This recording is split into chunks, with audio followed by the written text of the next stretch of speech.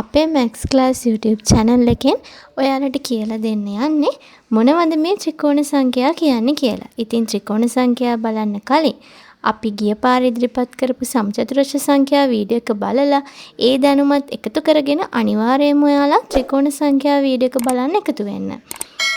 බලන්න අපි සමචතුරස්‍ර සංඛ්‍යා වීඩියෝ එකේදී ඔයාලට ඇඳලා පෙන්නුවේ සමචතුරස්‍ර.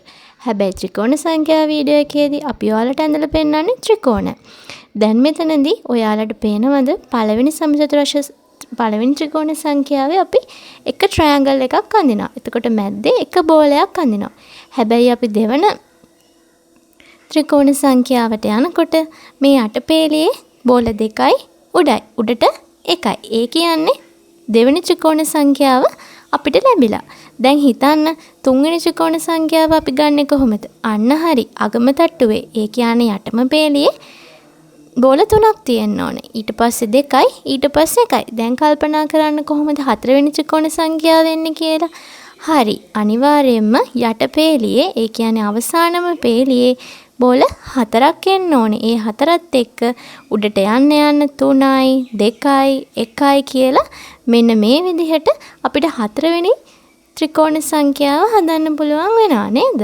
දැන් හිතන්න පස්වෙනි ත්‍රිකෝණ සංඛ්‍යාව කොහොමද එන්නේ කියලා. ඔව් අනිවාර්යයෙන්ම අගම පේලියේ බෝල 5ක් එන්න ඕනේ. ඊට පස්සේ එනවා 4ක්. ඊට පස්සේ 3යි, ඊට පස්සේ 2යි, ඊට පස්සේ 1යි. එහෙම වුණාම ඔන්න අපිට පස්වෙනි ත්‍රිකෝණ සංඛ්‍යාවත් නිර්මාණය කරගන්න පුළුවන් වෙනවා. ඉතින් මතක නම් සමචතුරස්‍ර සංඛ්‍යා වීඩියෝ එකේදී අපි කතා කරේ සමචතුරස්‍ර හැදෙන විදිය.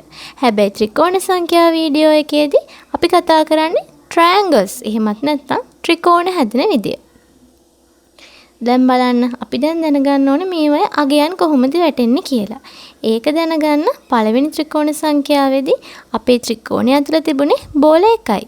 හැබැයි දෙවෙනි ත්‍රිකෝණ සංඛ්‍යාවේදී ඒක ඇතුළේ 1යි 2යි. ඒ කියන්නේ 1 ධන 2. තට්ටු දෙකක් තිබුණ නිසා දෙවෙනි ත්‍රිකෝණ සංඛ්‍යාවේදී 1 ධන 2 ගන්න ඕනේ. දැන් තුන්වෙනි ත්‍රිකෝණ සංඛ්‍යාව ඔයාලා හිතන විදිය හරි. අනිවාර්යයෙන්ම තට්ටු 3යි. ඒක නිසා උඩම තට්ටුවේ තියෙන 1යි, දෙවෙනි තට්ටුවේ තියෙන 2යි, තුන්වෙනි තට්ටුවේ තියෙන 3යි. 1 ධන 2 ධන 3. ඊට පස්සේ දැන් අපි හතරවෙනි ත්‍රිකෝණ සංඛ්‍යාව ගන්නකොට යටම පේලියේ තියෙනවා 4ක්, ඊට පස්සේ 3යි, ඊට පස්සේ 2යි, ඊට පස්සේ 1යි.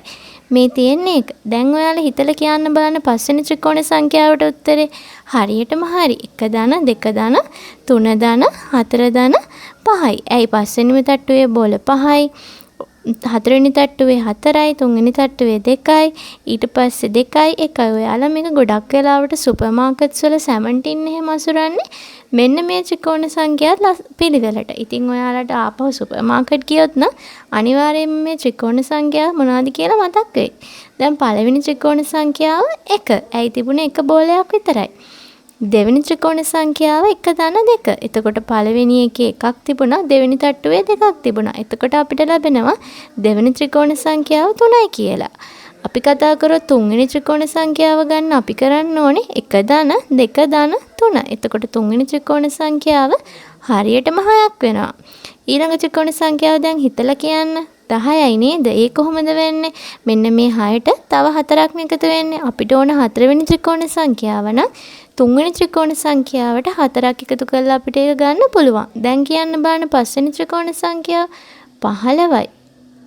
හයවෙනි ත්‍රිකෝණ සංඛ්‍යාව ගන්නකොට 1 ධන 2 ධන 3 ධන 4 ධන 5 ධන 6යි. ඇයි දැන් තට්ටු 6ක් තියෙනවා. හයවෙනි තට්ටුවේ බෝල 6ක් තියෙනවා. ඊළඟ එකේ 5යි 4යි 3යි 2යි 1 කී අඩු වෙනවා.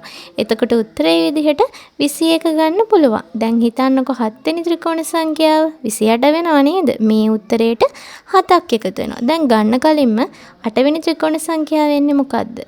ඔව් මේ 28ට 8ක් එකතු කරලා අපිට 8 වෙනි ත්‍රිකෝණ සංඛ්‍යාව ගන්න පුළුවන්. 9 වෙනි එක ගන්නවා නම් අපේ 8 වෙනි ත්‍රිකෝණ සංඛ්‍යාවට 9ක් එකතු කරාම 9 වෙනි එක ගන්න පුළුවන් වෙනවා.